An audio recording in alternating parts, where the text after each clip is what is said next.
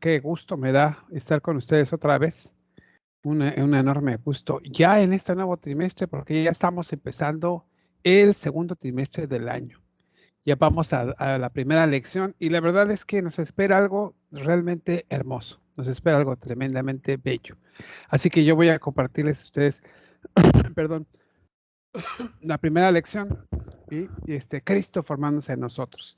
Pero antes vamos a hacer un preámbulo y para eso pues quiero compartirles a ustedes mi pantalla, quiero compartirles lo que vamos a ver, pero primero la introducción a este trimestre, que yo espero que ustedes puedan compartir también o verlo en las redes sociales, en el Facebook, en la página de Educación Cristiana. El hermano Abelardo Alarcón subió una introducción.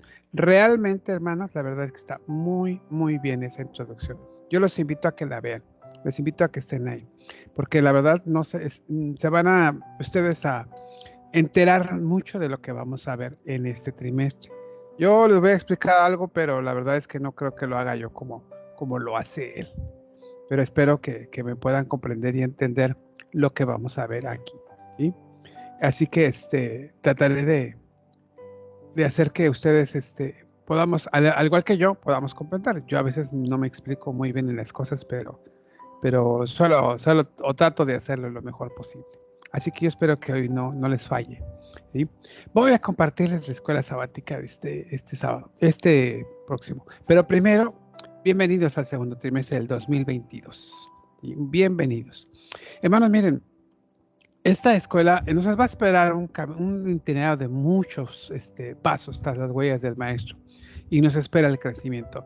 La primera parte de estos trimestres, el trimestre pasado vimos el comienzo con el llamamiento de Jesús a seguirle. Todas las escuelas sabáticas estuvieron relacionadas con eso. Después, que es lo que vamos a ver ahorita, el segundo paso es continuar con un estar en él para aprender y ser formados.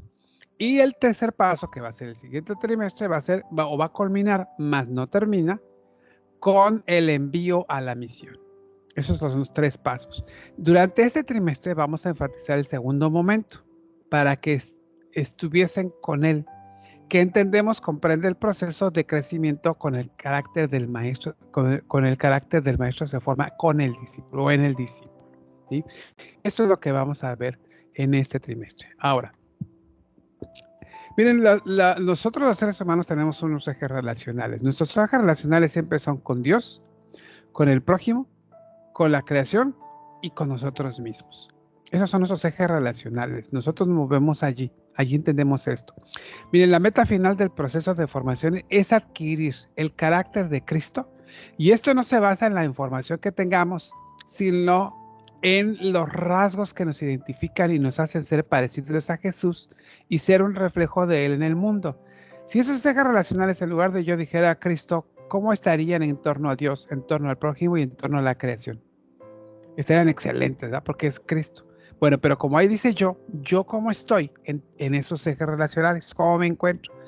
Vamos a ver eso, que al final es exactamente eso. La meta del proceso de formación es adquirir el carácter de Cristo. Que ese yo sea tan parecido a Cristo, porque eso se trata. De eso se va a tratar este trimestre. Bien, ahí tenemos ya las lecciones, son 13 lecciones, todas ellas van a estar distribuidas durante este trimestre y cada una tiene un carácter, que ahorita les voy a explicar otros asuntos. Miren, pero primero esto, como modo de introducción al trimestre, miren, lo que piensa la religión humana y lo que dice la revelación divina en el Evangelio.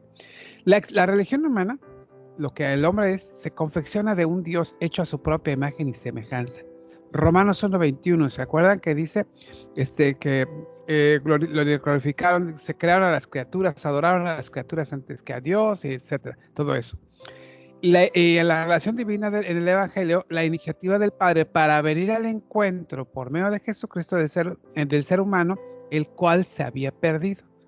Aquí en la religión humana, nosotros nos hacemos un Dios a nuestra medida. Aquí Dios es el que nos busca. Lo que dice el verdadero evangelio es eso.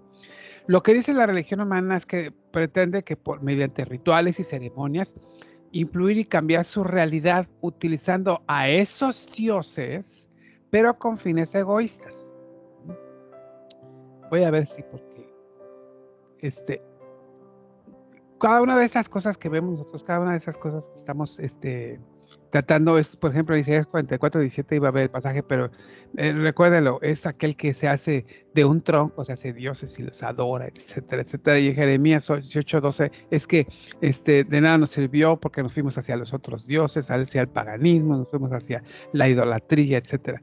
Y eso es lo que hace la religión humana. Pretende, mediante rituales y ceremonias, influir y cambiar su realidad, utilizando a estos dioses, pero con fines egoístas. En cambio, la revelación divina del Evangelio dice que el Padre amoroso se relaciona con el ser humano, adoptándolo como hijo y transformándolo según el modelo de Cristo por el poder del Espíritu Santo. Vea usted la acción de Dios.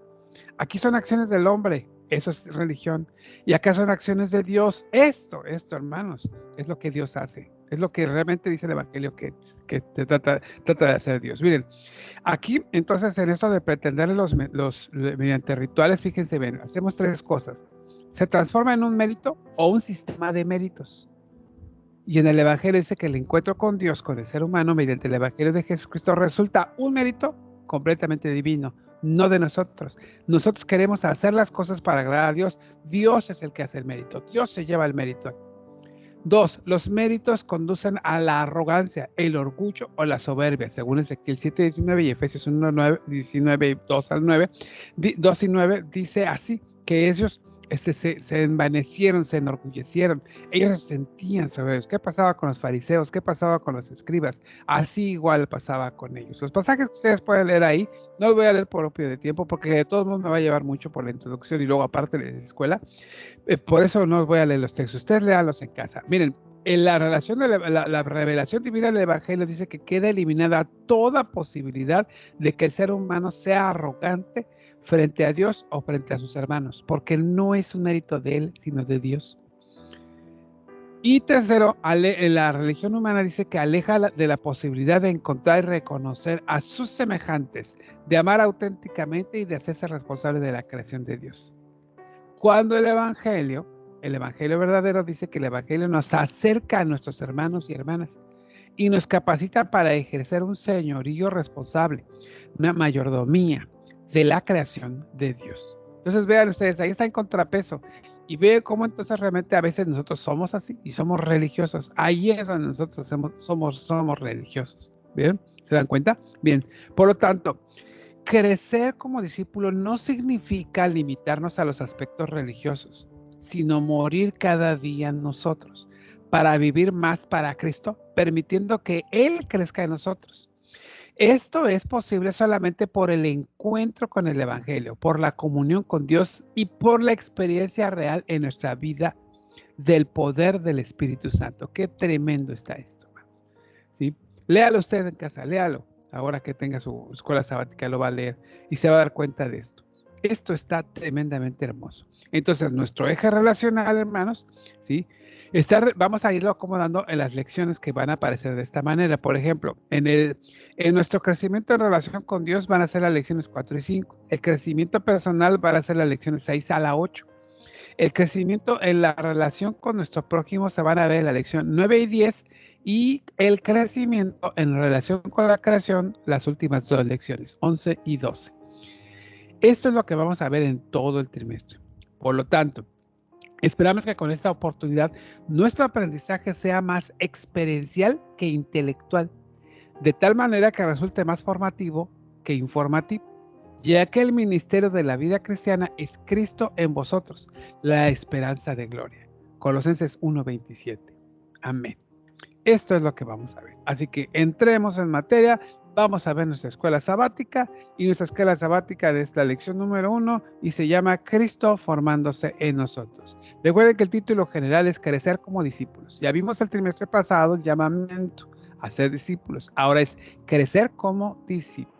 Muy bien, hermanos. Ahora, vamos a entrar en materia, ¿sí? La lección número 1. Y vamos a ver el objetivo de esta lección. Dice aquí el objetivo que es apropiar la meta del crecimiento como discípulos, que consiste en ver a Cristo formado en nosotros a través de las diferentes experiencias provistas por Dios en el poder del Espíritu. Para que sea más claro y más entendible, recuerden, 3 preguntas. ¿Qué vamos a hacer? Apropiar la meta del cristiano como discípulos. ¿Para qué lo vamos a hacer? Para ver a Cristo formado en nosotros. ¿Cómo lo vamos a hacer? A través de las diferentes experiencias provistas por Dios en el poder del Espíritu. Ahora sí queda mejor, más claro el objetivo. Y este es lo que vamos a ver. Así que, hermanos, el énfasis de esta escuela sabática va a ser crecer es ser formados como Cristo. Crecer es ser formados como Cristo. Hijitos míos, por quienes vuelvo a sufrir dolores de parto hasta que Cristo sea formado en vosotros. Gálatas 4:19. En la escuela sabática, hermanos, ¿sí?, nos narra y nos dice cosas importantes. Miren, hermanos, y miren, el camino de la fe y del seguimiento a Jesús son eminentemente experiencia. Lo que hoy nos sustenta no brota solamente de un enunciado teórico, aun cuando éste certifique una verdad que creamos absoluta, porque la fe esencialmente viene esencialmente de la experiencia y del contacto real y significativo con Cristo, el único motivo de esa fe. Entonces, hermanos, recuerden, la fe es esencialmente, nace esencialmente de la experiencia y del contacto real y significativo con Cristo, el único motivo de esa fe, ¿sí?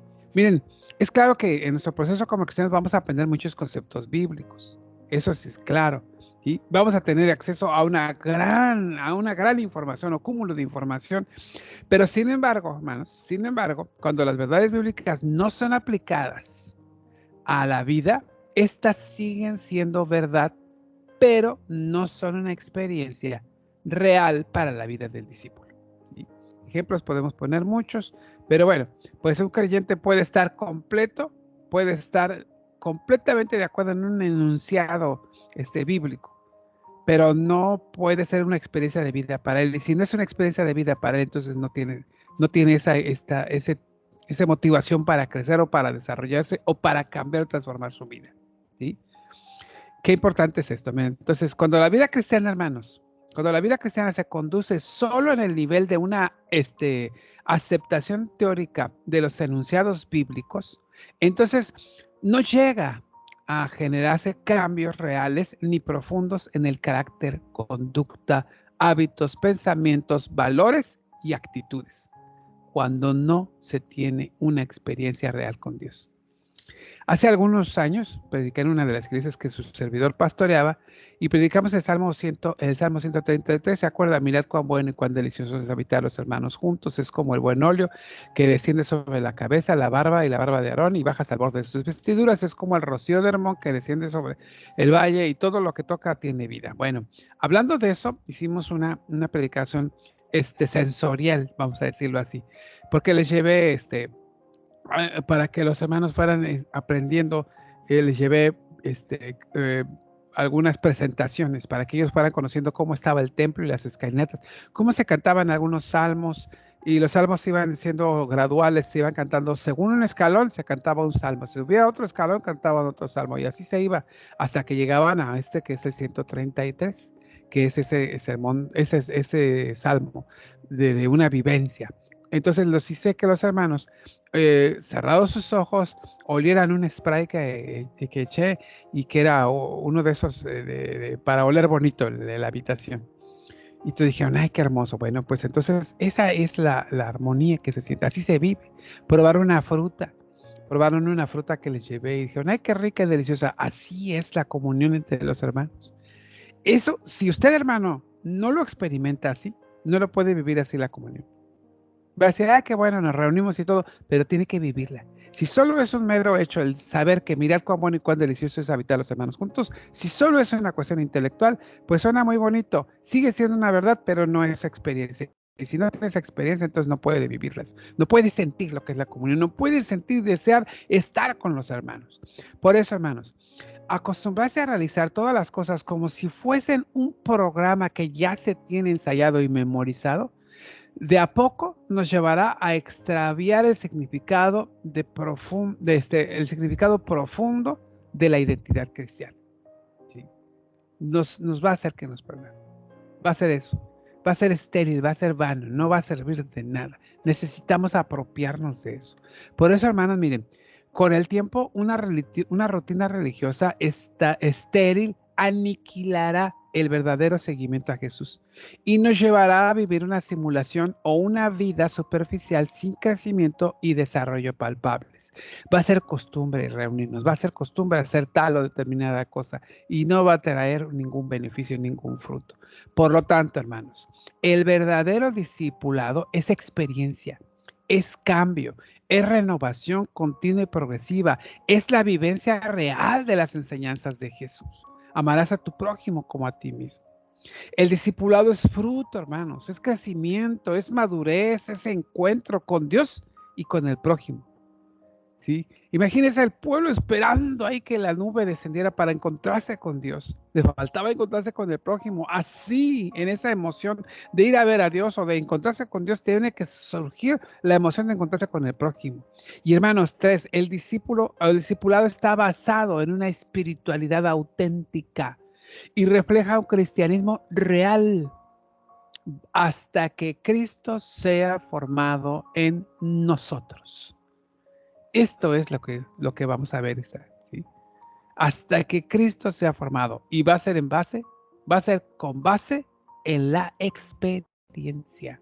Con base en la experiencia, que sea vívido, que sea real en nuestras vidas. Y bueno, el análisis entonces. El análisis de este tema. Dice así, miren que Cristo, el artífice que transforma nuestras vidas conforme a su modelo. Hermanos, la llegada del Evangelio en la presencia de Jesús nos conduce a tener una experiencia de transformación plena de toda nuestra vida por el poder del Espíritu. Este es el modelo del discipulado cristiano. Vean ustedes, miren, según Pablo, ¿qué función tenía la ley con respecto a Cristo? ¿Se acuerdan del... no, se me olvidó decirles que el pasaje que tenían que leer y que ya me imagino que ya leyeron es Gálatas 3:23 hasta el 4:7. Según el pasaje, fíjense lo que dice el pasaje. Según Gálatas 3:23, 4 al 7. Según 3:23, 23 a 26, fíjense, 23 a 26, dice, pero antes que viniese la fe estábamos confinados bajo la ley, encerrados para aquella fe que iba a ser revelada, de manera que viniese la fe, de manera que la ley ha sido nuestro ayo para llevarnos a Cristo, que somos justificados por la fe, pero venida la fe, ya no estamos bajo ayo. Ya no estamos bajo ayo. Ahí me falta el 26. Pues todos sois hijos de Dios por la fe en Cristo Jesús. Entonces, en la perspectiva de Pablo, hermanos, la función de la ley con respecto a Cristo era que esta ley nos llevaba a Cristo. Era nuestro ayo, nuestro nano, nuestro ayudador, aquel que nos llevaba hacia allá. La ley solo nos llevó a Cristo, ¿sí? Y entonces, ahora vean versículos 27 al 29. Dice, porque todos los que habéis sido bautizados en Cristo, de Cristo estáis revestidos. Y ya no hay judío, ni griego, no hay esclavo, ni libre, no hay varón, ni mujer, porque todos sois uno en Cristo Jesús. Por lo tanto, cuando Pablo habla de este revestimiento, ser bautizado en Cristo es igual a estar revestidos de Cristo, ¿sí? Quiere decir que al estar revestidos de Cristo, ¿qué sucede entonces con las diferencias que suelen hacer separación y división entre nosotros? Ya no existen, o no deberían existir. O no deberían existir. Estar revestidos de eso es ser como Cristo, ser llenos de Él, ser como Él. Y Él no tenía esos problemas. Recuerden lo que vimos en los ejes relacionales. Él tiene una buena relación con Dios, con el prójimo, con la creación. Por lo tanto, hermanos, nosotros debemos ser igual así. Entonces, estar bautizados. Todos bautizados levanten la mano. Y ya vi que todos la levantaron. Bueno, pues entonces, estar bautizados, hermanos, significa estar vestidos de Cristo. Y estar vestidos de Cristo significa que andamos como Él. Y si Él amó, tiene que amar. Y si no hizo diferencia, no la hay. Ya no hay diferencia. Entonces, hermanos, es evidente que el ministerio de Cristo está basado en un modelo restaurador, unificador e integrador. Y tal realidad impacta en nuestro propio desarrollo como discípulos suyos. O tiene que impactar en nuestro propio desarrollo como discípulos. Ahí tiene que impactar. Eso es lo que tienen que hacer. Sucederá. Sucederá. ¿Sí?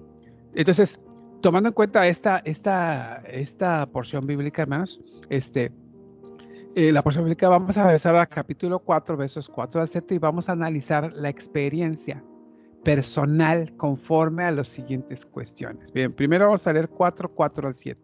Dice así 4, 4 al 7.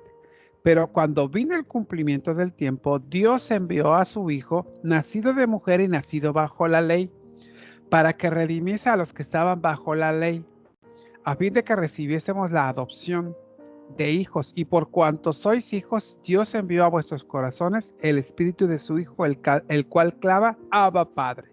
Así que ya no eres esclavo, sino hijo, y si hijo, también heredero de Dios por medio de Cristo Jesús. Qué tremendo está esto. Esto está tremendo. Entonces, según estos pasajes, vamos a ver lo siguiente. Experimenta la restauración en su persona de tal modo que ha abandonado viejos hábitos y siente la necesidad de guiar a otros a ser restaurados también. Si usted responde sí, entonces este pasaje está en su vida. Está haciendo una vivencia experiencial. Si responde no, le falta vivirlo, hermano. ¿Sí? Le falta vivirlo. Ahora, ¿sí? Perdón. Experimenta de tal modo la unidad, de modo tal que interviene con amor y sabiduría para fomentar el perdón, la reconciliación y la armonía, manteniendo las buenas relaciones entre la comunidad, ya sea su familia, ya sea su iglesia, ya sea su sociedad, donde usted esté. Su participación, ¿cómo es? Es una participación donde la gente encuentra el amor, el perdón, la unidad, etcétera, o donde usted dice, no, pues mejor ni juntarnos con este hermanito o esta hermanita, o con tal vecino, o con tal vecina, no, sepárate de Dios. ¿Cómo es esa relación? ¿La experimenta usted? Si dice que sí, pues gloria a Dios. Y si dice que no, hermano, tendríamos que revisar nuestra relación con el prójimo. Y 3, experimenta la integración con la comunidad de modo tal que impulsa a una participación de todos para alcanzar una edificación que beneficie a cada uno de los miembros que componen su iglesia. Yo puedo entender que al principio tal vez los pastores tenemos eso de que primero yo les enseño y ya después los suelto. ¿Sí? Pero en la medida que se va creciendo, como ya estamos haciendo discípulos, ya fueron llamados, ahora van a crecer. El modo de crecer es darles responsabilidades, darles permiso, darles esto. ¿Lo estamos haciendo o todavía somos los acaparadores? En el caso de los demás hermanos, ¿cómo lo hacemos? ¿Sí? Estamos comentando el sentir de Pablo y ustedes lo pueden ver por quienes aún nos reflejan el revestimiento de Cristo. ¿Qué es lo que siente él? Es decir, en quienes evidentemente Cristo no está siendo formado. Según capítulo 4, versos 18 al 20 de este mismo, dice aquí, miren, bueno es mostrar celo en lo bueno siempre y no solamente cuando estoy presente con vosotros, hijitos, por quienes vuelvo a sufrir dolores de parto hasta que Cristo sea formado en vosotros. Quisiera estar con vosotros ahora mismo y cambiar de tono, pero estoy perplejo en cuanto a vosotros. Se está dando una buena regañiza. ¿Sí? Entonces Pablo le está viendo y está preocupado por aquellos que todavía no están vestidos de Cristo. Ese es su sentir. ¿Sí? ¿Cómo se relacionaría este sentir de Pablo con nuestro propio crecimiento como discípulos hoy? O sea, en pocas palabras, si Pablo hoy nos tuviera que escribir una carta, ¿cómo nos la escribiría? Nos diría, oh, amados, en todos son ustedes probados y aprobados, como se les escribió a una iglesia, o nos diría, estoy preocupado por ustedes, como que no se andan comportando muy bien. Sí. Ese es el asunto aquí. ¿Qué estamos haciendo y cómo lo estamos haciendo? ¿Sí? Ahora, en el análisis, en la parte 2 dice que seguir a Cristo es vivir bajo el influjo del Espíritu. Esta parte es importante, ¿sí? Aquí vamos a trabajar este sábado.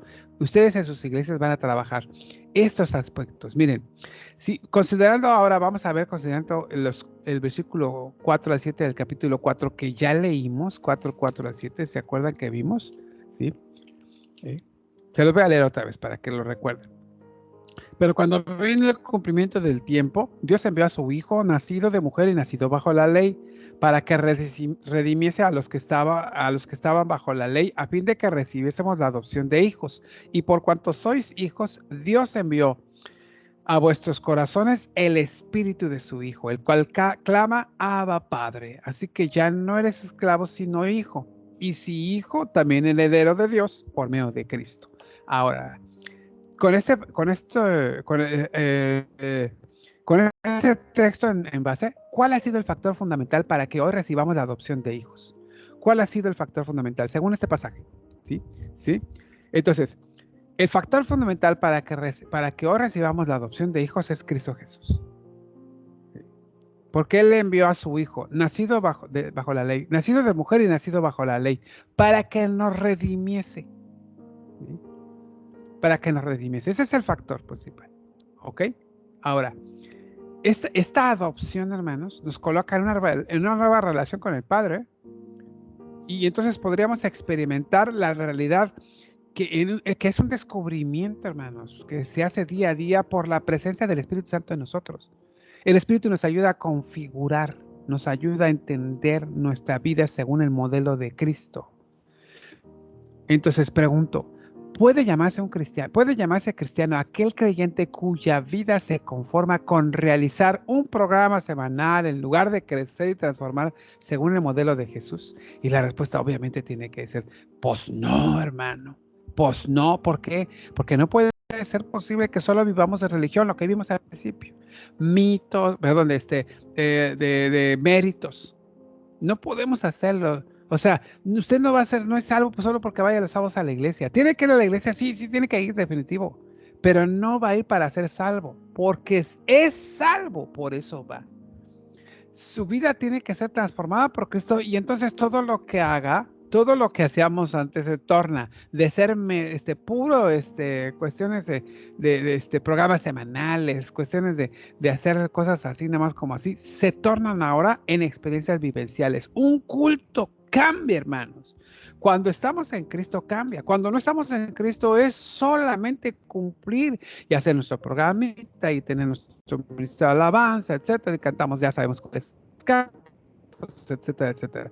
Pero cuando se está en Cristo, se tornan unos cultos vivenciales realmente importantísimos, grandes, hermosos, llenos de vida y transformadores. Adoración vívida. Sermones que llegan y tocan el corazón. Eso es exactamente. Entonces no puede llamarse cristiano aquel creyente cuya vida se conforma con realizar un programa semanal. Tiene que crecer y transformarse según el modelo de Jesús. Y dice, ahora, hermanos, por el Espíritu, clamamos, Abba Padre. Por el Espíritu, ¿se da cuenta? Antes decíamos, Abba Padre. Ah, sí, Abba Padre significa papito querido. No, ahora, hermanos, ya no. Ahora, Abba Padre, papito querido, es un clamor. Realmente es la dirección del Espíritu la que nos lleva a experimentar nuestra condición de hijos de Dios y por ello tenemos que desarrollar una sensibilidad para dejarnos guiar y responder a su dirección. Y es, hermanos, ahí es donde entra el trabajo de cada uno de nosotros. Desarrollar todo eso, una sensibilidad. Gálatas 4:6, ¿se acuerda? ¿Sí? Y por cuanto sois hijos, Dios envió a vuestros corazones el espíritu de su Hijo, el cual clama, Abba Padre.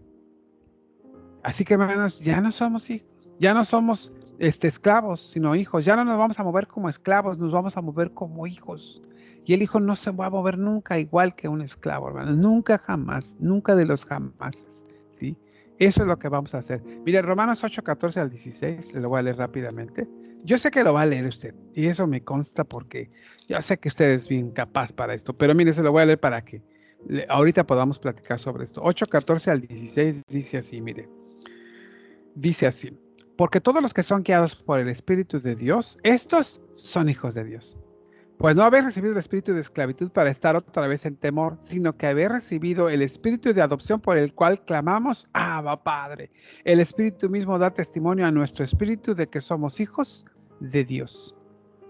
De que somos hijos de Dios. Y ahí está, hermanos. Somos hombres y mujeres guiados por el Espíritu de Dios, donde ahora nuestros ejes relacionales se van a recomponer. Nuestra relación con Dios va a estar bien, nuestra relación con el prójimo va a estar excelente, nuestra relación con la creación va a ser de primera y nuestra relación con nosotros mismos va a ser de lujo. Recuerden lo que perdió, esos ejes relacionales los perdió Adán. Adán cuando pecó junto con Eva o Eva con Adán, como usted lo quiera ver, ese día que pecó el ser humano, perdió su relación con Dios porque se escondió, estaba avergonzado porque tenía miedo de ti. Pierde su relación con el otro, la mujer que tú me diste. Pierde su relación con la creación, por lo cual la tierra será maldita y te va a producir, pero con frutos, en lugar de frutos, cardos y espinos. Con el sudor de tu frente. Y pierde una relación consigo mismo. porque ya se siente desnudo, se siente avergonzado, se siente pecador. Eso perdió. Eso es lo que quiere, que cuando Cristo se ha conformado a nosotros, nuestra relación, nuestros ejes relacionales se restauren. Se restauren. Muy bien, hermanos. Por lo tanto, ahora, vamos a ver esto. Yo ya lo realicé así, pero usted tiene que hacer su cuadro, hermanos, ¿eh? No vaya a copiar mi cuadro, por favor. Del 1 al 10, califica el nivel de importancia que para usted tiene cada uno de los siguientes aspectos. Yo antes creía que contar con un determinado estilo de alabanza era lo más importante. No. Y por eso puse 6. El uso exclusivo de la versión Reina Valera. No, antes sí, también, pero ahora ya no. Hay nuevas versiones mucho mejores que la Reina Valera. Contar con un plan que impulse el desarrollo de los dones y los ministerios en mi congregación es bueno. Para mí. Esto es mío, ¿eh? Por eso digo que no me vaya a copiar. Que todas las reuniones sean exclusivamente en el templo. Ya no. Ya hay grupos familiares, casas, etcétera. Tener actividades de integración que consoliden la comunión entre los miembros. Fíjese, hermano, que en torno a la anterior y esta, fíjese que nosotros en un templo, hizo un servidor, hicimos grupos de estudio bíblico de la escuela sabática entre semana, porque los sábados en la mañana no iban los hermanos, cosa que no sucede en su iglesia, ¿verdad? En la mañana sí iban todos. Bueno, acá no. Entonces dije, bueno, como ustedes no quieren la escuela sabática va a ustedes. Y organicé en distintos sectores de la ciudad, donde estaba yo pastoreando, organicé grupos de hermanos, de los que vivían cerca, y ahí estaba yo la escuela sabática. Tuvo un exitazo, hermanos, un exitazo, tanto que los conminé a ir a la iglesia, si no iban el sábado en la mañana, que porque trabajaban, que fueran el viernes al culto. Hermanos, los viernes se llenaba el templo, a veces más que el sábado. Entonces teníamos nuestro Shabbat completo prácticamente ya. Es importante entonces que todas las actividades de integración que consoliden la comunión entre los miembros se deben hacer, claro, por eso puse un 9, pero no considero que todas las reuniones deban ser en el templo. Ahora, ¿la dirección del culto es importante? Sí, es importante por otros, no por nosotros. Para mí el culto puede dar 3 horas, pero hay hermanos que no van a aguantar 3 horas, sobre todo si son ancianos o son niños. Ahora, hay que contar con un rol de directores y predicadores. Sí, también es importante, sí. Pero hay que vivir también en el espíritu. Tener un plan temático de sermones que coadyuven a un crecimiento espiritual evidente, eso es básico. Si tú no tienes, pastor, uno de estos, un plan, hermano, no sé dónde estás caminando. Hay que contar con el ministerio de alabanza. Bueno, yo soy músico, por eso le puse 9. A mí me parece importante. Por eso, porque soy músico, pero a lo mejor usted no. No lo sé. Esa es su calificación. Esa es la mía. No me copie. 10. Bueno, perdón. Contar con programas específicos de atención pastoral a hermanos y familias en crisis. Básico. Básico. Y se da cuenta usted nuestra relación, lo que pensamos acerca de esto, tiene mucho que ver con nuestros ejes relacionales. Ahora, fíjese. Por lo tanto, si ustedes pueden comentar este cuadro y lo van a comentar el sábado y ustedes le ponen su calificación en el cuadro anterior. Ahora, como un ejercicio de reconocimiento de nuestras prácticas actuales, a continuación vamos a ver un diagrama compuesto por 3 planos integrados, ¿sí? El primero, no sé si se vea mi cursor, pero espero que sí. El primero tiene que ver con esto, hermanos. Lo que hago en la iglesia. Lo que hago en la iglesia. Ese es el primer cuadro. Lo que hago en la iglesia. Ahora, el impacto que tiene lo que hago en mi vida personal y los frutos que otros pueden ver. Si mi carácter, hábitos, valores, acciones y actitudes cambian. Y si mi compromiso con la sociedad y el medio ambiente es mayor. Si lo que hago en la iglesia impacta mi vida personal y cambia en estos aspectos. ¿Sí? O lo que hago en la iglesia impacta en mi familia y cambia en estos 2 aspectos. ¿Ya vio cómo se maneja la tablita? Ahora, lo que hago en mi vida cotidiana, en mi vida personal, impacta mi vida personal y entonces cambian estos. Puede ser que sí, pero para mal en lugar de para bien. Lo que hago en mi vida cotidiana. Pueden cambiar para mal, Y esto puede hacer que yo me comprometa más con la sociedad y con el medio ambiente, o puede ser que no. Porque a lo mejor lo que hago en mi vida es tirar basura y aquella no estoy ayudando. ¿Se da cuenta cómo funcionan estos? Lo que hago en mi vida impacta en lo que hago impacta en mi familia. Mi familia está cambiando sus caracteres, hábitos, igual lo mismo, Puede ser que no, porque a lo mejor soy un peleonero aquí y en mi familia me peleo y su carácter de ellos es igual que el mío, agresivo y violento. Y obviamente pues no estoy comprometido con la sociedad y el medio ambiente, pero si sí impactan positivamente, pues van a cambiar esos valores a positivo. Ese es el cuadro que vamos a manejar el sábado. Ustedes lo van a platicar, platíquenlo profundamente, ¿sí? De manera personal, evalúe su desempeño en cada uno de los planos. Observe atentamente y determine, ¿hay algo que necesita y le gustaría cambiar, mejorar o amplificar de esto? ¿Qué sería, hermano? Decía la hermana Carla, la esposa de Josué Motul, el hermano Daniel da las escuelas sabáticas y nos hace la tarea. Esta no se la voy a hacer. Solo les voy a decir que yo sí. Lo que hago en la iglesia impacta mi vida personal, sí. Y me hace cambiar mi carácter, mis hábitos, mis valores. Sí, hermanos, porque he dejado muchas cosas que antes hacía. Y por lo tanto, me siento más comprometido con mi sociedad y con el medio ambiente. Aunque a veces no lo parezca, diría mi esposa. Pero sí lo hago. Y lo que hago en mi vida cotidiana, pues tiene que impactar todo esto positivamente. Lo tiene que hacer forzosamente. Y si hay algo que no esté haciéndolo y que esté perjudicando esto, hermano, entonces tendría yo que cambiarlo. Tendría yo que cambiarlo. Bien, hermanos, este cuadro lo van a platicar ustedes. Ahora, por lo tanto, luego de todo este análisis concienzudo, hermanos, la conclusión dice que con una actitud profundamente pastoral, el apóstol Pablo estaba dispuesto a volver a sufrir dolores de parto por sus hermanos gálatas, porque son esos dolores los que anuncian un nuevo nacimiento, y tal significa ser revestidos de Cristo. El abandono del viejo hombre con todos sus impulsos y vicios, los cuales solo producen alejamiento de Dios y del prójimo, y nacer nuevamente transformándose y vistiéndose de Cristo. Pero tal es un proceso consciente que requiere compromiso, pues en la medida que Cristo va siendo formado en nosotros, podemos distinguir y ejecutar la voluntad de Dios agradable y perfecta, y ser integrados a su gran proyecto de hacer todas las cosas nuevas en Cristo Jesús. Amén.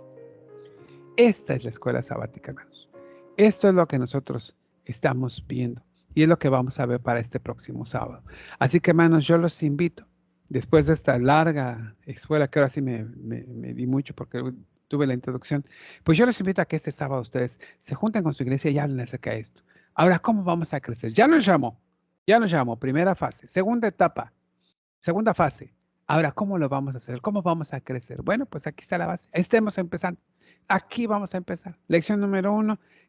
Tómela muy en cuenta y estúdiela el sábado con sus hermanos y compenétrese en ella, profundice en ella. Usted puede estudiar mejor de lo que yo le hice hoy el resumen. Así que, hermano, muchas gracias. Recuerde, por favor, si este video le está ayudando a usted a la escuela sabática, le pido un favor, compártalo con otros hermanos para que estos puedan también salir bendecidos, como yo creo que por lo menos yo lo hice y por lo menos los hermanos que lo están viendo espero que también sean bendecidos. Compártalo con otro. Entre más lo vean, pues podemos más crecer en el espíritu si es que el Señor nos lo permite. Así que muchas gracias, hermanos. Que el Señor les bendiga. Paz a ustedes.